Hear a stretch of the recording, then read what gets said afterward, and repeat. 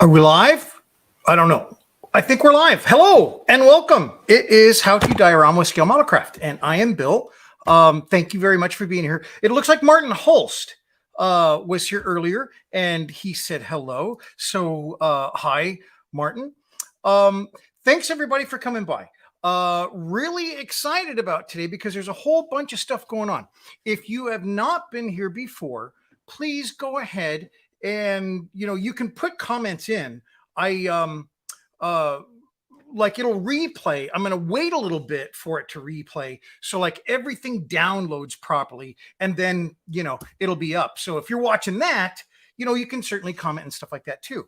I got some folks here. Hello, John. Thanks very much for coming in. I really appreciate it. Paul Christopher, thanks very much. I am alive. I am here. Sometimes I just don't know. And today I did something a little bit different. I got a little bit longer delay. So I'm going to try to get to your questions as soon as possible, but I'm going to try to show some video and, about the build and stuff today. So I hope that's going to come out okay. Mark, hello. Nice to see you, Mark. And Paul, thanks very much. Evening. And hi from London. It's if I can paint. Thanks very much. Eric is here. Thank you. And there's Martin. He had commented earlier. He saw some information on woodworking with foam, or not woodworking with foam, but making foam look like wood. And that's, one of the things we're going to talk about today.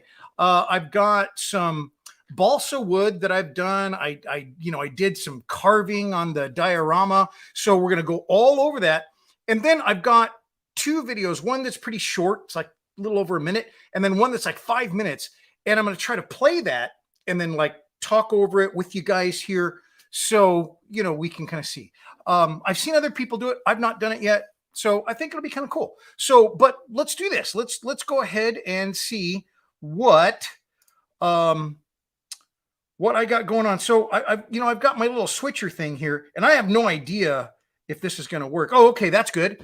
What we're looking at today is foam. So we started with foam last week. Kind of blocked it in. I showed you how I do that. So this is like a block that's been put together and it's ready for carving.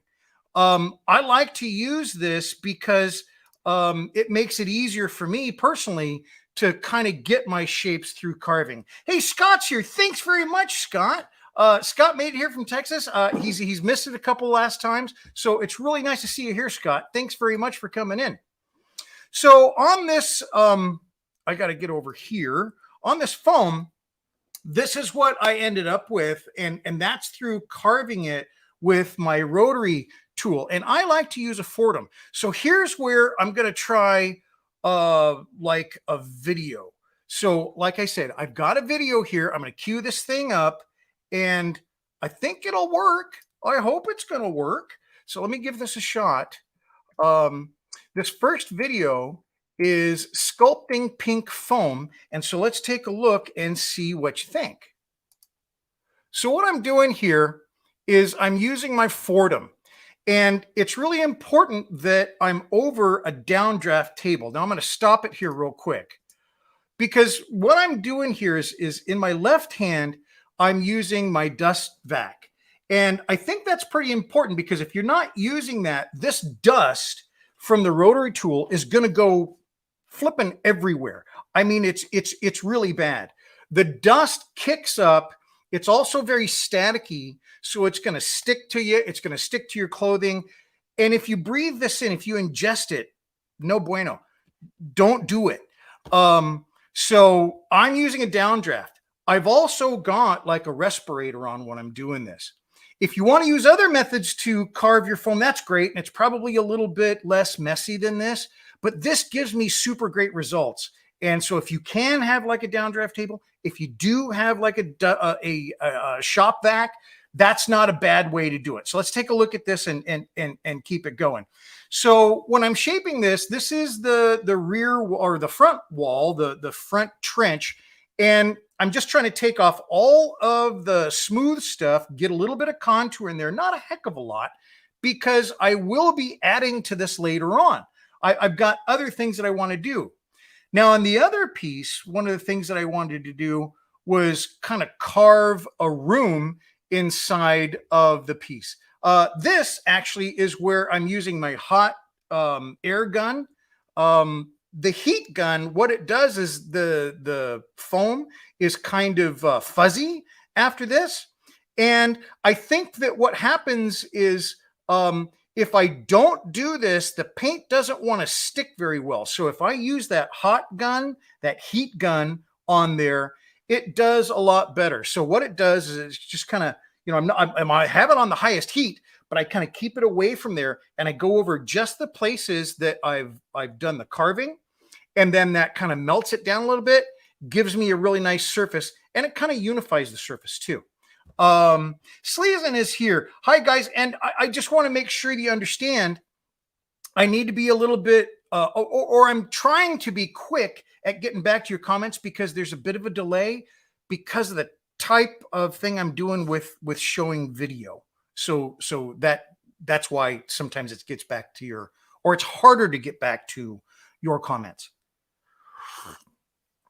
Okay. Hi, Bill. I'm back, but this time I don't know how long I can stay or no. Oh, well, I hope you can stay, Sleazen. It was great having you here last week, and there will be a replay. So if you can't watch the whole thing, I hope you can watch the replay. And I love your comments. So please, everybody can ask questions. So now I'm going to go back to our slides. This is, I hope okay for you guys, how I'm going about this, because there's just a lot going on this side you can't see. So after I had carved it, then I started looking at the details that I'm going to put in it. Now, in watching the movies 1917 and also They Shall Not Grow Old, those two movies, there was a lot of walking and showing the trenches, and there was a lot more to a trench than I had seen in other movies. These were real shots in They Shall Not Grow Old. So that was, that's what happened. And then, of course, in 1917, they really did try to pull from that. I think there's even points where you can see something that looks like a picture that you saw in They Shall Not Grow Old, which was, again, pictures from World War I. So here I'm putting in some of the dugouts in the side of it where it's going to have people sleeping, maybe some storage. It has to be shored up. It has to have wood there. And so that, is going to be part of this. Now, when I'm doing this, this is really, really important to give yourself enough room as you're going to add stuff. See the distance? This is a pretty wide trench, but I've done wide trenches in the past, and it didn't look right. It was just too darn wide. So these are thinner, but they still have to be a lot wider than the figure because I'm going to be building stuff in from the sides. Eric had a question here. Will a burr on a drill still work if we don't have a Fordham? Yes, and it will. And I think it's not a bad way to do it. I used to do it with a drill. I used to use my drill, and a drill is good because it's that slow speed. Use it on your slower speeds. If you try to use like what is called a die grinder, it's like a drill, but the bit comes right out the side. It's like a huge roto. Oh hell, I can't even remember. See, I get Dremel. Jiminy Christmas. So it's like a huge Dremel. Well, the die grinders, the problem is they got a much higher RPM. And if you put your bit in there, it's gonna melt the foam onto your bit. It'll just clog up your bit. Can't use it. So it's really important to use a lower RPM, and I think a drill will work fine. I've done it. Works great. A little awkward holding it. The Fordham is super nice, Okay. And then Evan came in. Hey, Evan, thanks very much. Glad a moment to pop in. Evan has been traveling quite a bit, and he's on the East Coast. So that's really cool. Thanks very much, Evan. It's great to see you. Okay, so excuse me. I'm going to get back to this. As I carved all this stuff, this is, if you can kind of see this, this is the finish that you're going to get from using the heat gun on it. There you can see a little bit more detail that I carved in for ledges. That's going to be, people walking up. And this is what it looks like after I do a dusting of the foam. or not the foam, but of the sanded grout on the foam after it's been done. So here's my little second movie. So this one's much longer. It's like 5 minutes.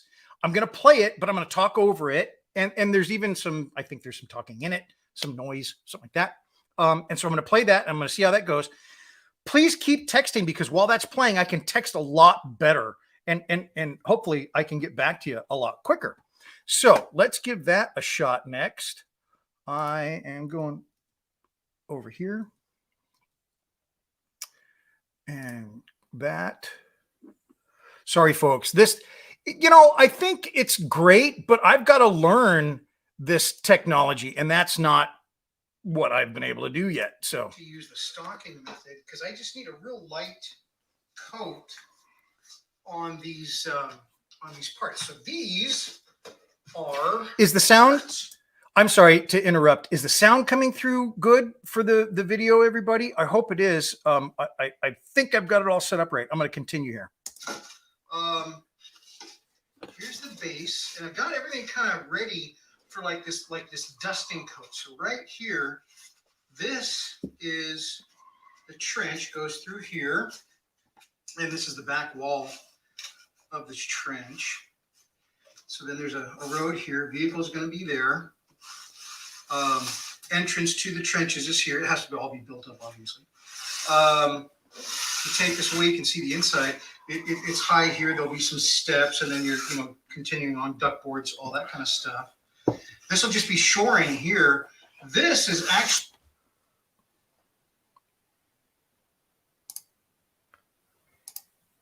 Okay, so it says low volume. So thanks very much, folks. I think what I need to do is I'm gonna turn off the volume on the video, and I'm going to talk you through it. Thank you very much for saying stuff, folks.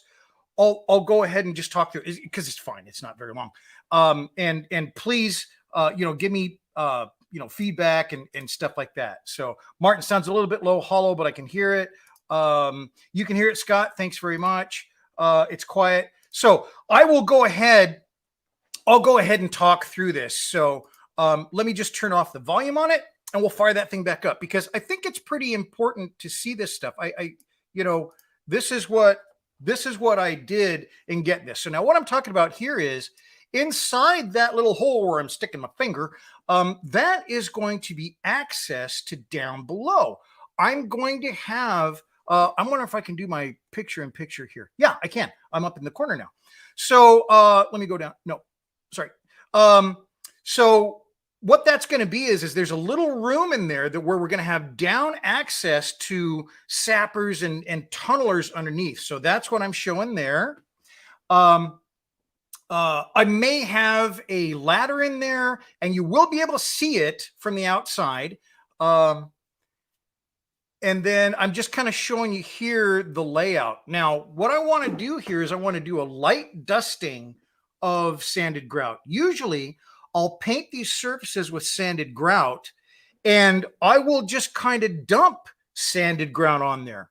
Well, this time I'm going to use the technique that Luke Towan uses, which is to use a nylon or a fine lady's sock, and then use that as a filter for the sanded grout, so it comes out as just a dust.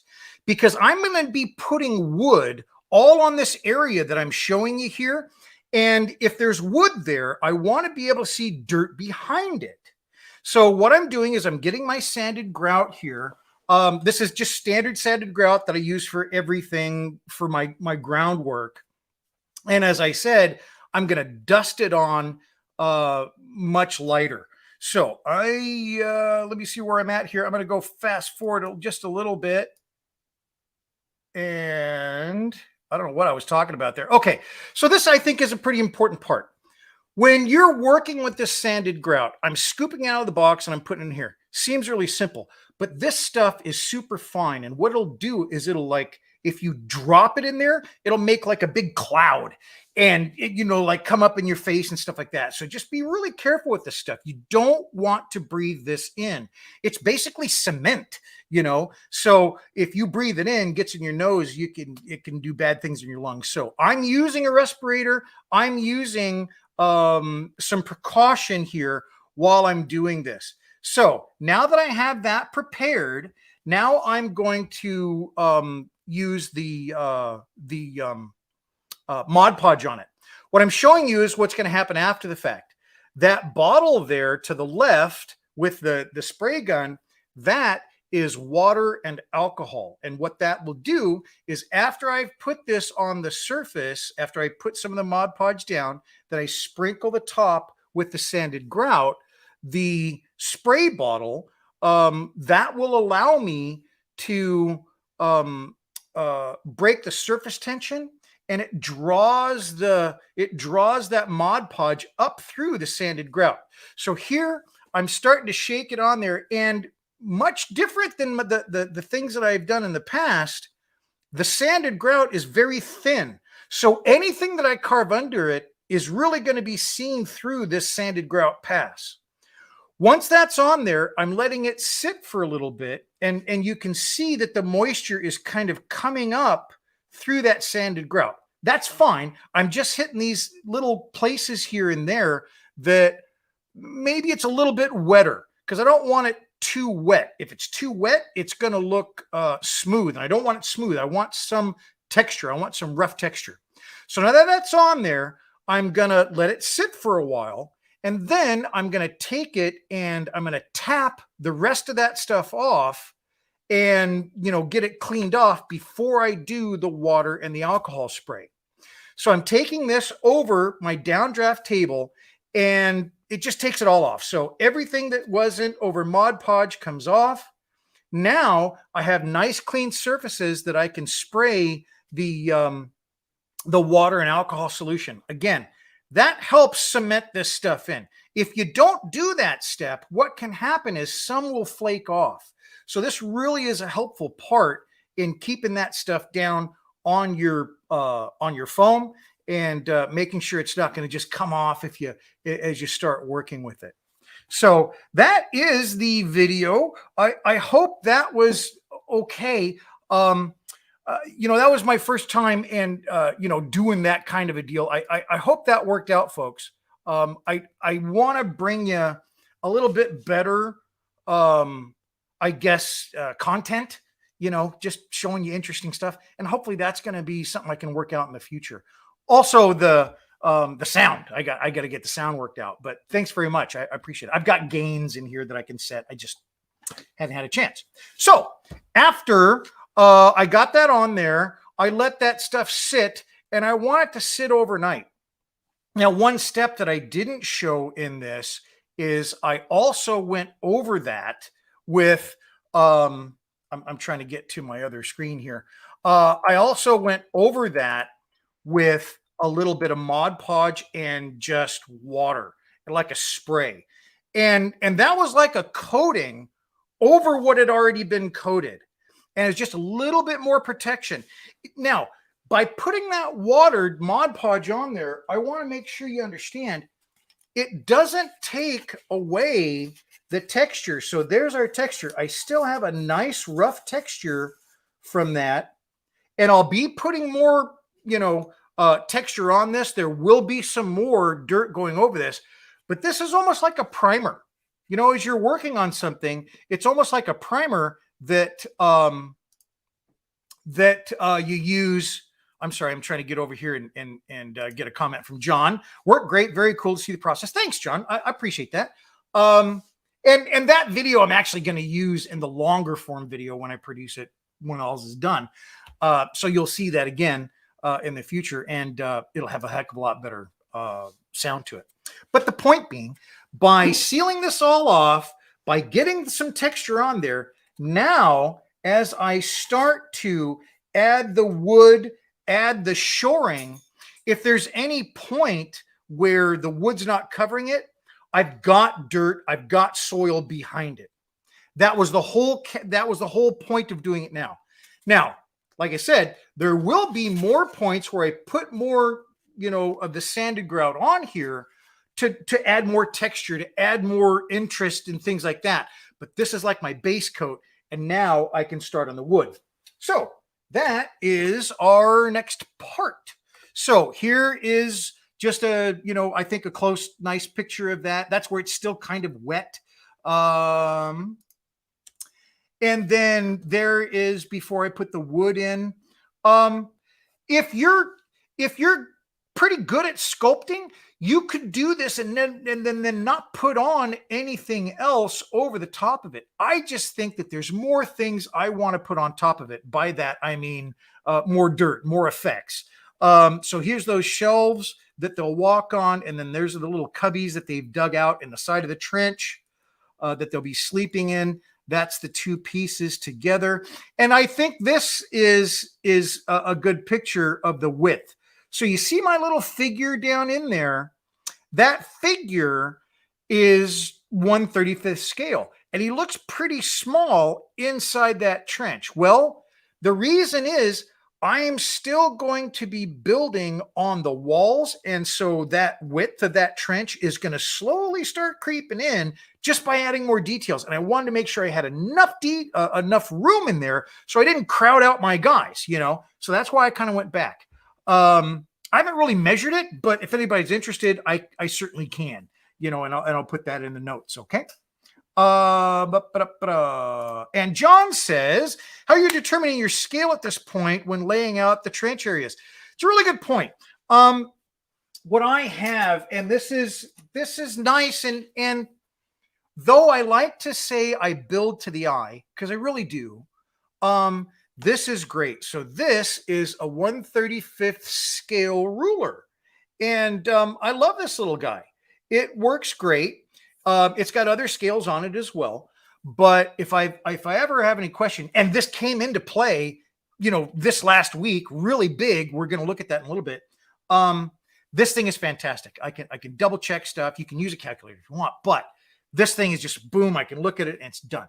So that thing works great. And I think if you don't have one of those, that's going to make a lot of difference.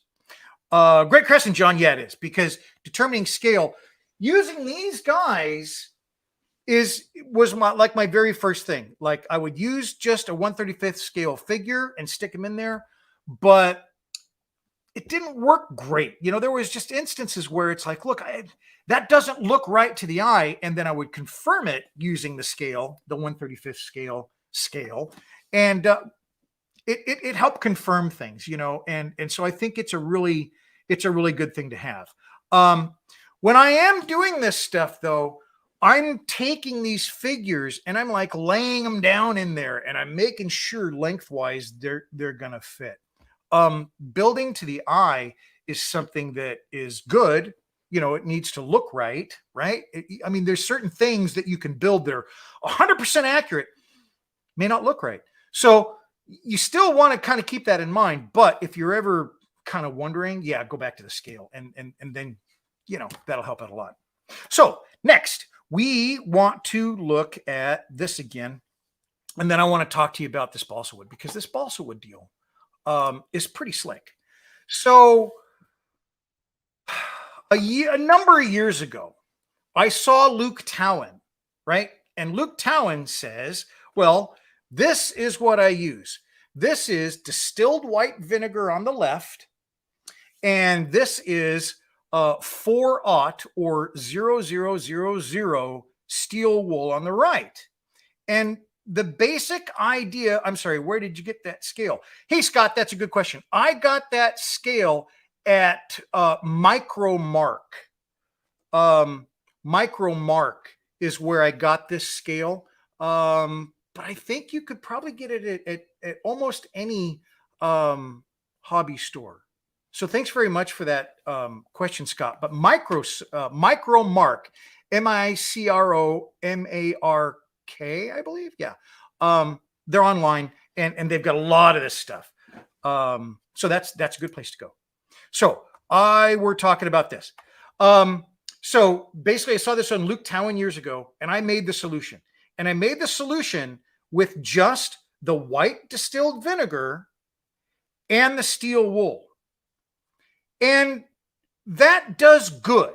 Okay, that does a great job. And that's really what I used here. But there's a different way to do it that I found years later that did a much different job.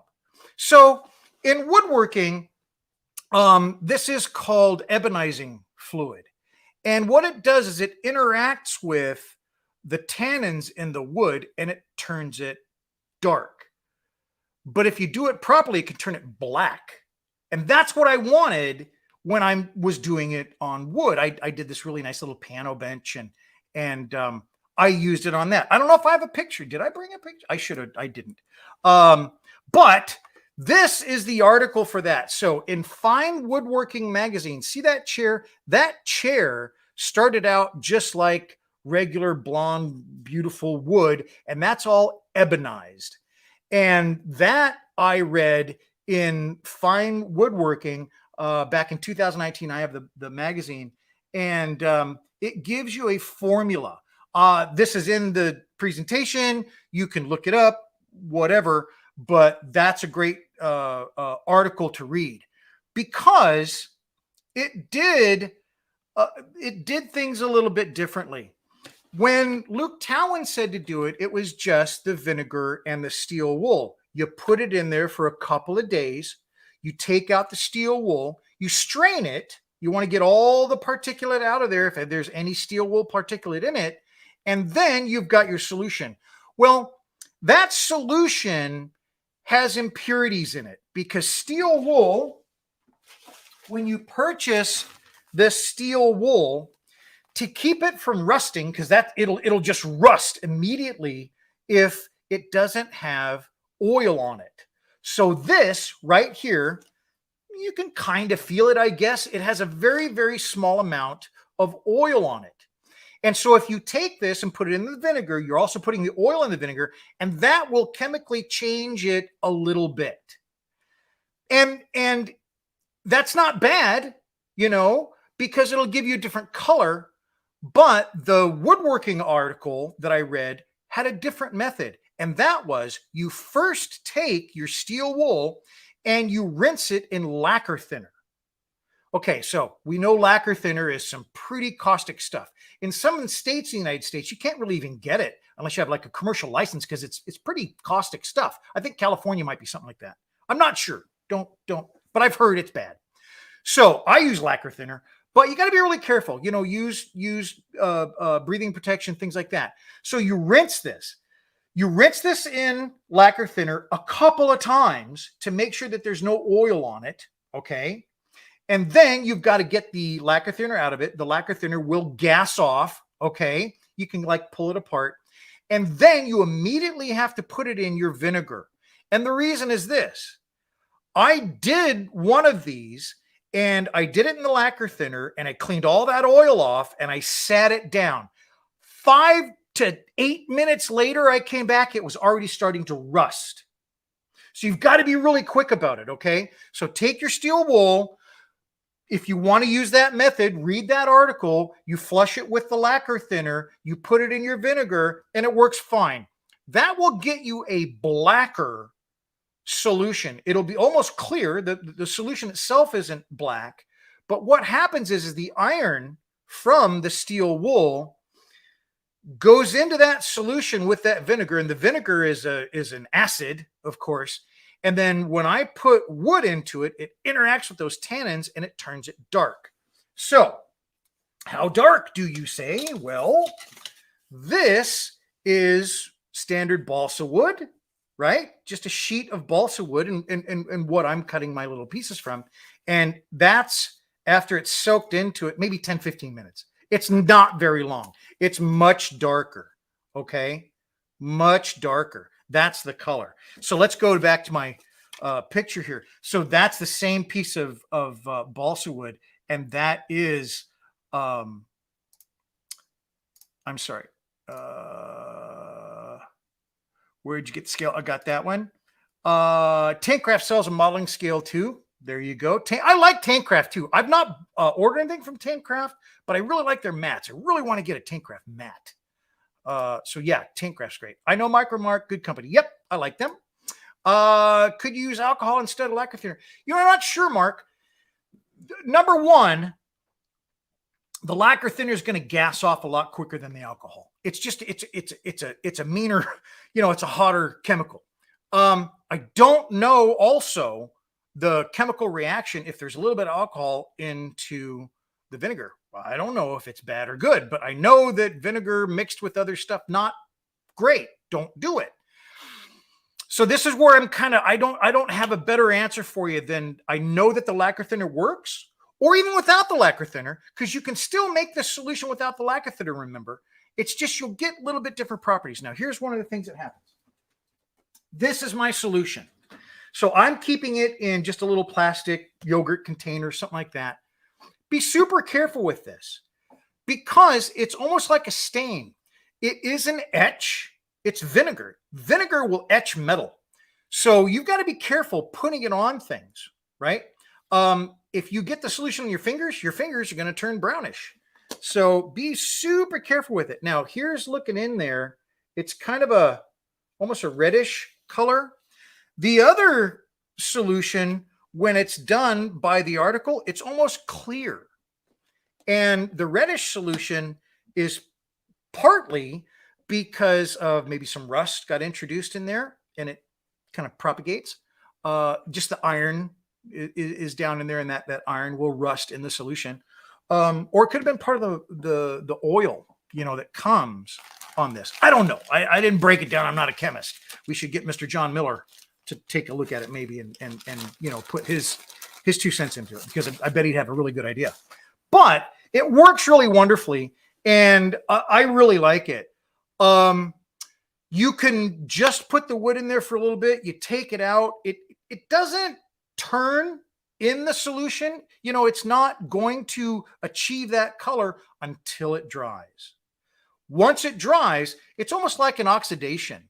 The air kind of mixes with it, and it turns this really nice dark color. Now, this is the result of using that solution on different pieces and some pieces twice.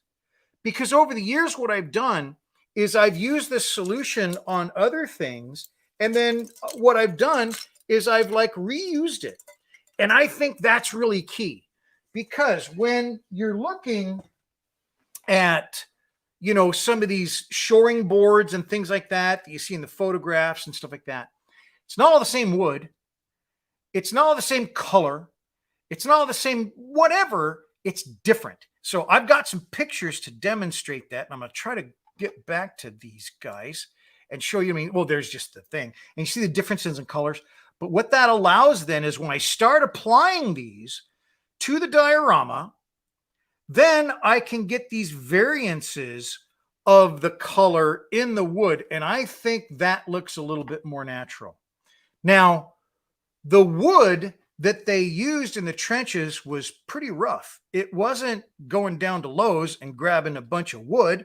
It was, whatever they could get.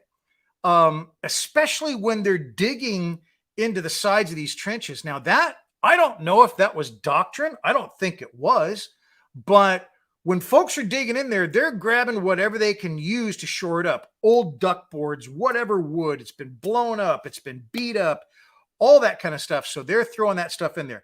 And for me personally, I think having the varied colors of it is going to help. The other thing that you'll see is that I'm going to go back here. I have not made it perfect. If I were doing maybe a German line, it seems like the Germans did a lot more updating of their lines, and there was a lot of cement, and there was a lot of casework, and there was, lots of stuff like that. Just the pictures I've seen. Not so much in the French British lines, so, and the British and French would obviously occupy different parts of the line all the time. So that kind of thing, I think it makes a lot of sense to vary your wood color. If I take and dunk that stuff in the solution, take it out, let it sit, dunk it again, yeah, it'll get some more on it. So that's kind of what I tried to do in getting some variation in the colors in the wood. So what I did was I just started stacking those in there. And then on these bottom boards that you see, I'm going to come to duck boards in a second. These bottom boards that you see, they're just kind of haphazardly placed in there. I'm going to put mud in there, almost like spackling, like you're doing, like you would do on brick and stuff like that, to show grout between brick. Well, I'm going to do it with mud and dirt effects on the wood.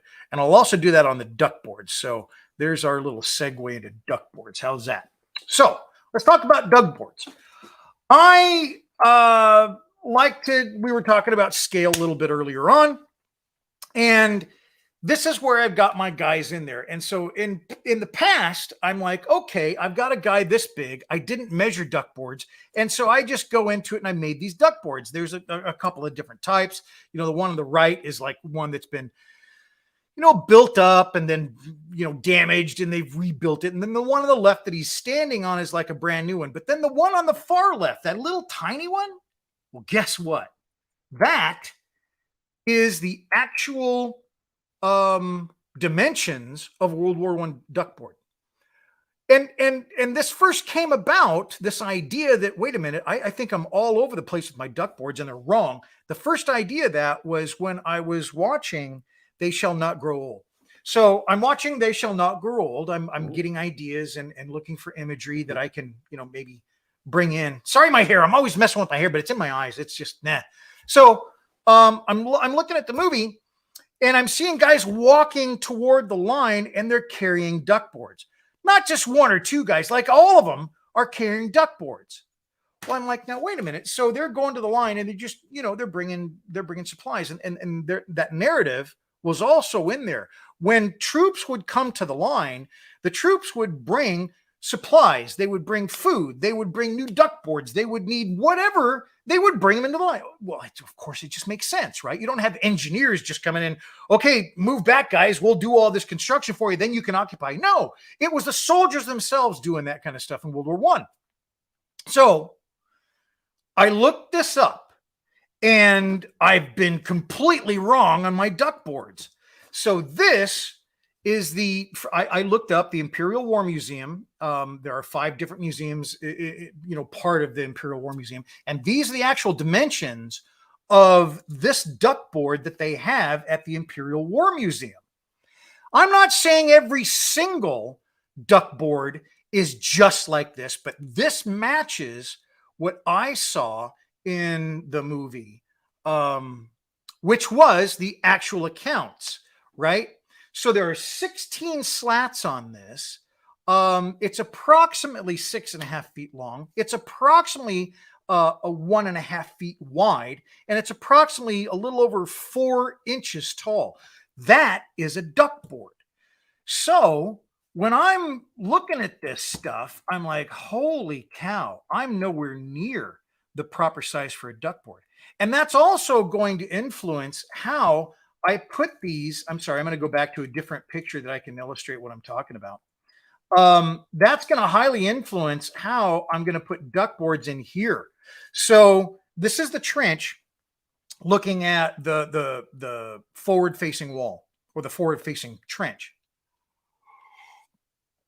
In here, I'm going to have duckboards on the trench and the entrance to the trenches. But I'm going to have at least two wide. There may be issues where there are 3 wide. And then this is something else I haven't done, and I think it would be more realistic to do this, is I'm going to take these little tiny duckboards. Well, I'm going to manufacture all of them at once, right? So these are for that. It's not enough, but I cut all these. They're all the proper size and stuff like that. And so I'm going to make all of my duckboards at once. And then I'm going to partially, you know, put them down in the mud, which is exactly what I saw in these movies, in the actual accounts, as well as in 1917, you know, the movie 1917. So that's going to be a difference. I've not done that before. And so I'm really excited about that, putting these into the mud where I've got a lot of mud coming up through them. They're broke. The whole thing, I think that's going to add a bit of realism. So I'm really excited about that. In the past, I did it, but it just wasn't, it just wasn't realistic, you know? So really glad I found that. That information again will be in the live stream after the fact. And obviously it's embedded in the live stream so you can see it, but you can look up that information too, to try to see, you know, what these duck boards are all about. Back to duck boards. So I am going to make a whole crud load of these here little duck boards. I'm probably going to do that, you know, this weekend, and just to get stuff going.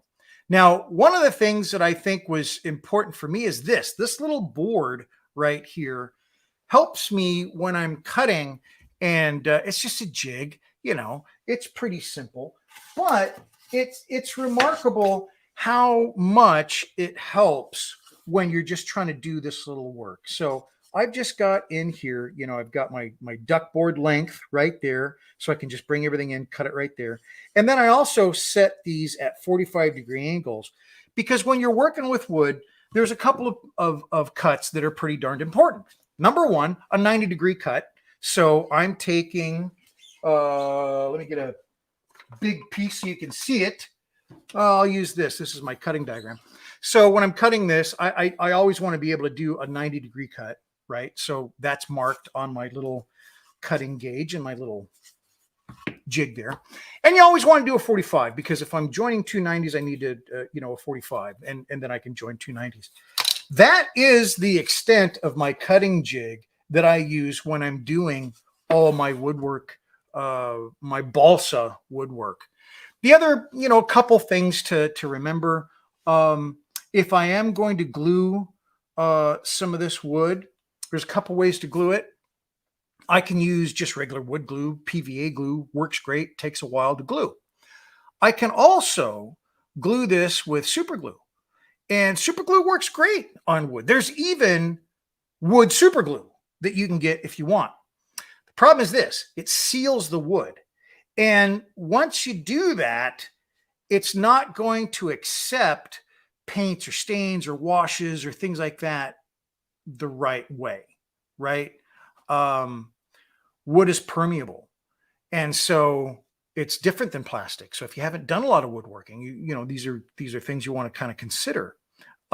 Because wood is permeable, if I try to use a little bit of super glue on there and it seals the surface and it, you know, it just hardens it. That's what it does to wood. That will not accept any color. So you're going to have this big white splotch, you know, the color of the original wood. So one of the things I do is, that's why I try to cut these to their basic size, get a bunch of them prepared, and then I can cut them after the fact. Once they're cut, once they're glued on, they're already colored, they're ready to go. Then the ends that I had to cut, because sometimes these ends will be a little bit white, you know, you can see in it because this stuff doesn't go all the way into the wood. I typically come back, and because that's a fresh cut, I can just dab on a little bit of dark panel line, the brown, or even the black. And, you know, one of the things, if you don't know about woodworking, wood, as it gets old and weathered, turns dark. Part of that is just from dirt, but part of it's from oxidation. Some of the old, like hundreds of years old wood in like the UK and stuff like that, where they've got like these old doors and stuff, the wood is almost black.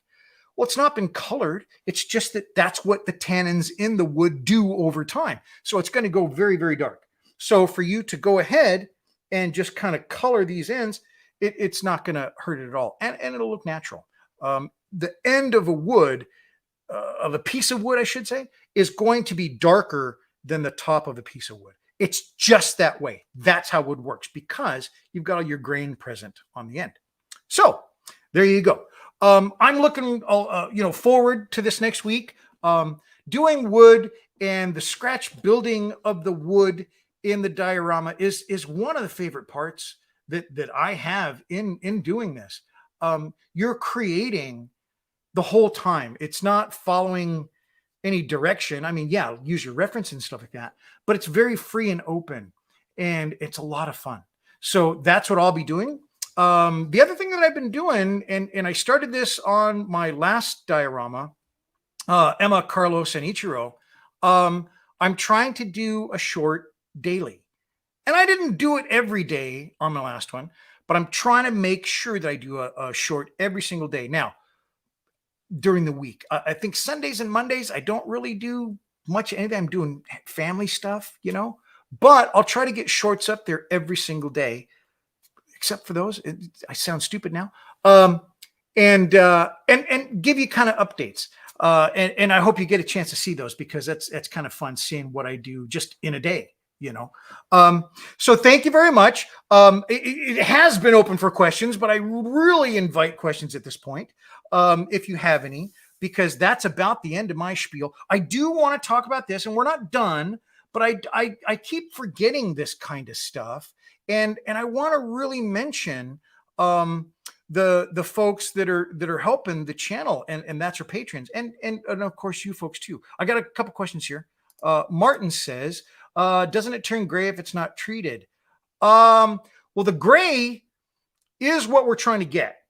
That's the treat that we're trying to get. So I'm sorry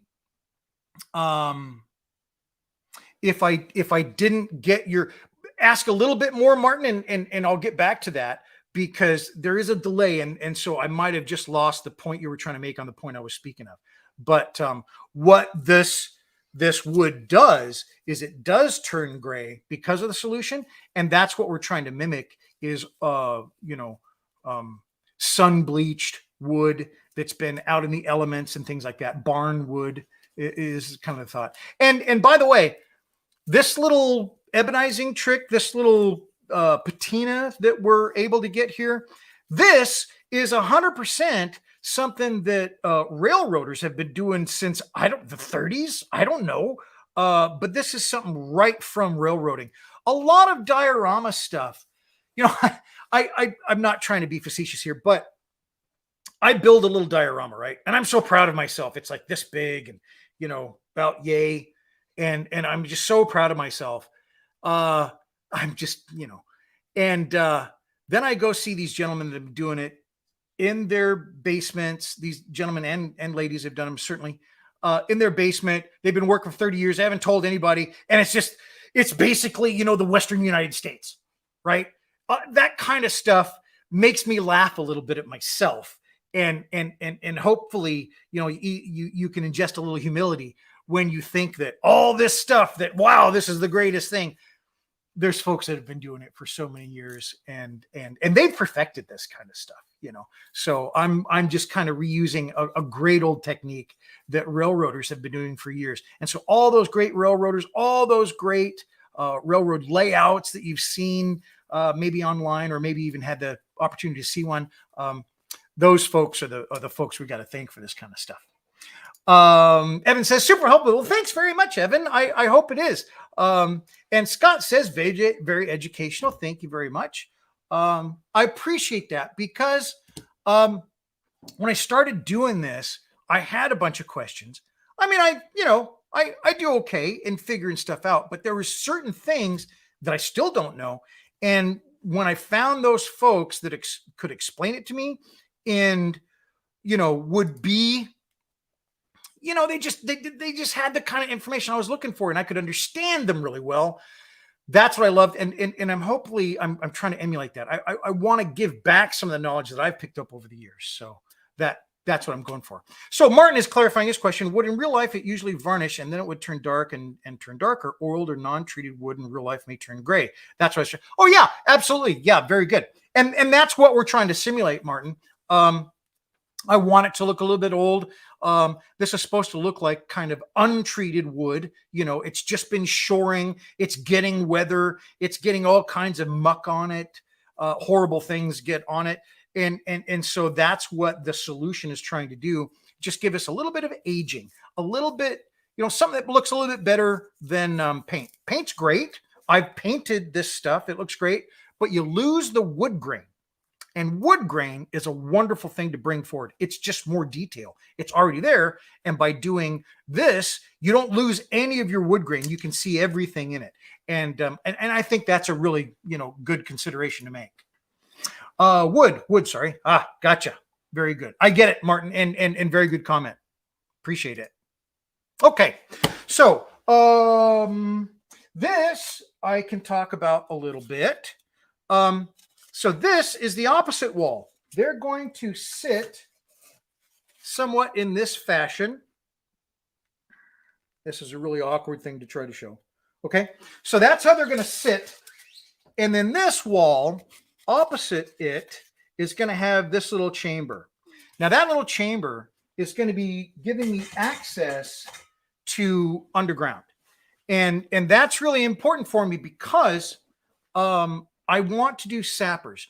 At the beginning of this, I think one of the things that I had an idea for, oh, I'm sorry, here we go. Evan says, do you ever find the grain in balsas out of scale? Oh, yeah, sure.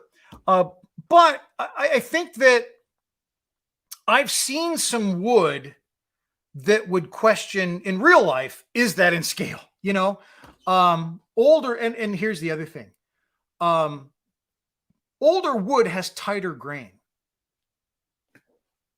As trees grow, and if they grow slowly, they have, tight ring patterns. Okay. They only grow a little bit. Well, as we've engineered trees and stuff like that and bred them to grow faster, they grow more in a year. So the grain in the wood is further apart.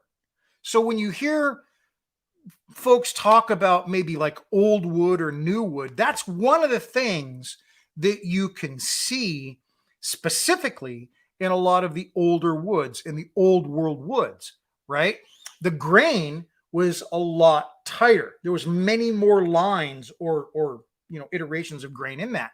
Well, each of those grain lines is a growth ring. So they grew slower and they built up basically better wood because it was more stable. It was a lot denser, things like that. Wood today grows so much faster that between those growth rings, there's a lot more soft wood because the grain is harder than the wood between it. So that's one of the things that you would notice on an old piece of wood to a new piece of wood.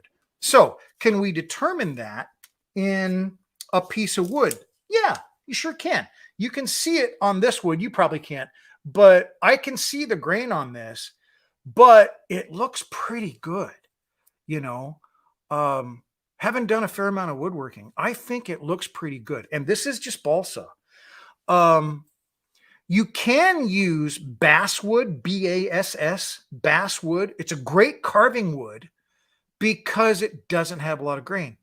Well, I want the grain, right? I want to show character. I want to show things in my wood. So I would not use basswood, though it can be a lot easier to cut. It's a very stable wood, but the grain, those lines of grain I'm talking about in the wood, those really aren't prevalent in basswood. It's a property of the wood. That's why it's so great at carving. With grain, you can carve it improperly or find problems with splitting if you go against the grain with your edge tool. And so you just want to be cognizant of that. So far as this looking like, I think it looks pretty good. Yeah, it absolutely looks pretty good. So I would be confident that looks like in scale wood at 35th scale. So really cool question, Evan. I appreciate that. Okay.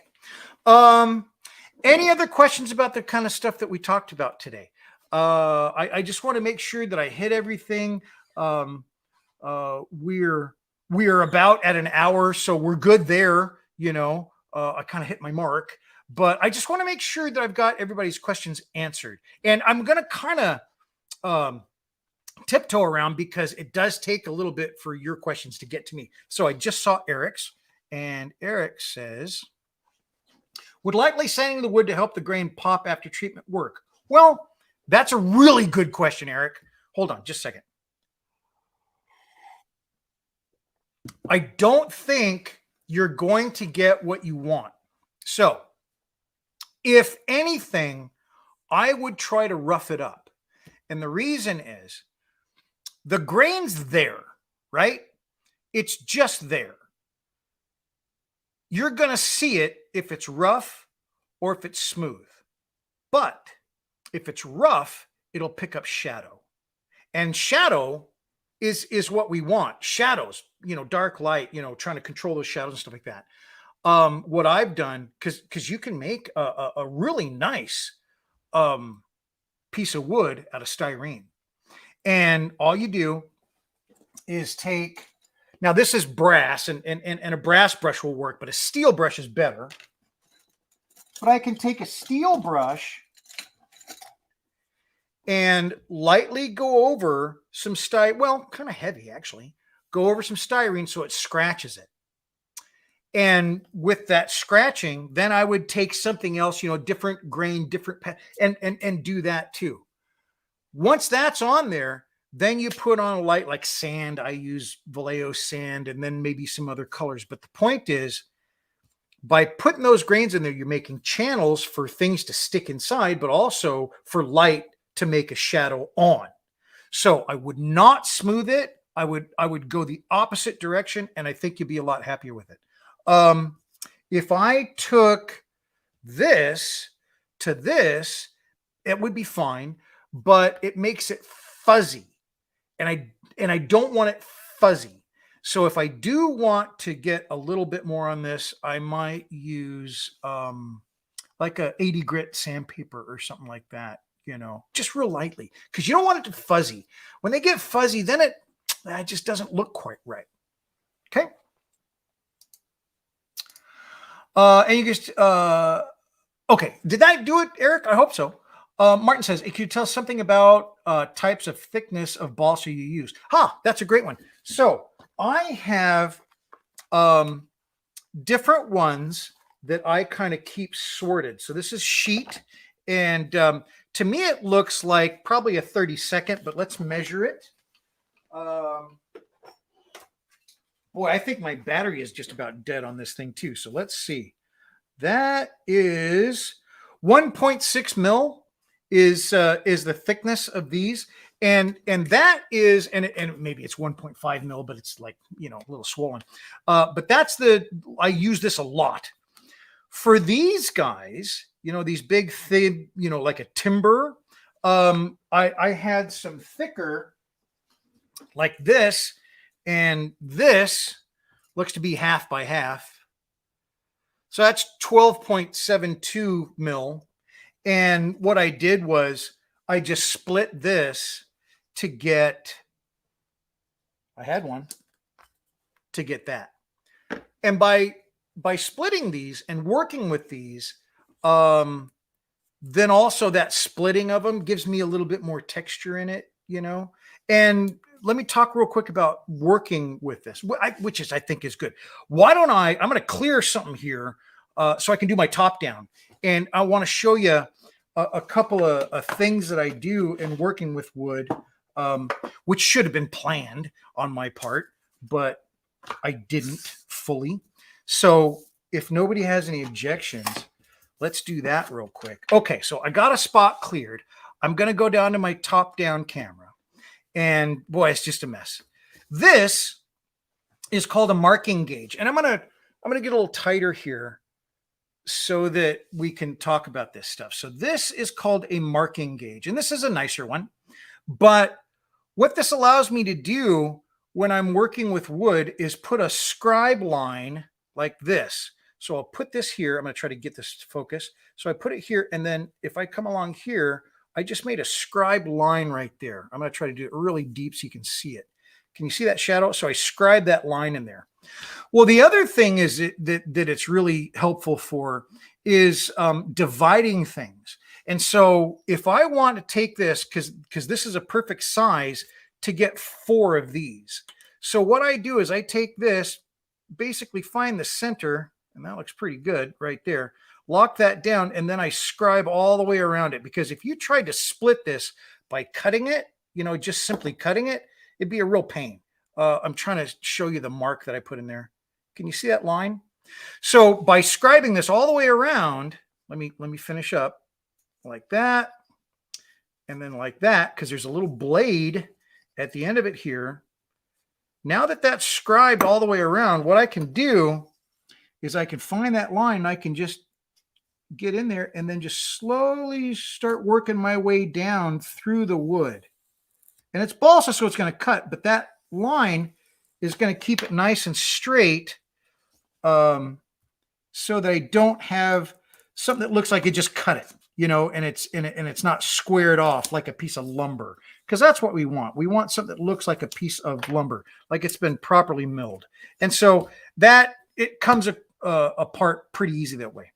The other thing that I do that it's really helpful is I use this to cut my strips. Now there's a couple of questions. I want to make sure I'm not just going off on a tangent and everybody's like, what are you doing? Hold on, let me get back here. So John says, is there a reason you use the vinegar and steel wool solution over a wood stain? Because it's quicker to apply. Aha, very good point, John. And I would say, if I'm going to use a stain, stains are surface, right? This is a chemical that will get beyond the surface a little bit. It's going to soak in. So the vinegar solution will soak in and actually change the wood's color because it's interacting with tannins in the wood. Okay? So a stain doesn't do that. A stain is introducing a color. Okay? So, and it does permeate into the wood, and that's great, but there's other things in it, and you know, this doesn't introduce anything. There's no coating on it. There's no waxes. You know, a lot of stains have small amounts of waxes in them. There's all kinds of stuff. A dye is a little bit closer to what we're doing with the vinegar, you know, like an aniline or an alkaline dye. No, I think it's an aniline dye. You use that with alcohol. That's still introducing a pigment, but it permeates the wood because the carrier alcohol will permeate the wood. The stain is permeating, but it's introducing stuff. This I like because it's lightweight. It doesn't introduce anything. It's making the chemical reaction change the wood. And I like that. And it's easy to make, you know, real super easy to make. Okay, we had a couple other questions here. Martin said, so I'm not a woodworker, but how do you split that? Use a tiny axe. That's great. But yeah, I think I don't know if I saw it, but I wanted to show you. That's how I would split that, you know. And this is a great tool. There's different types, but just look for a woodworking marker. That's what it is, and it works great. Marking gauge, I should say. Man, you really have a ton of stuff. Great. Yeah, I do. I have way too much. I am such a gear fanatic. I love tools, and I just feel like, you know, when you're going into this thing, right? And you've got all these tools available that are for this industry and stuff like that. But when you step out of that, there's nothing, right?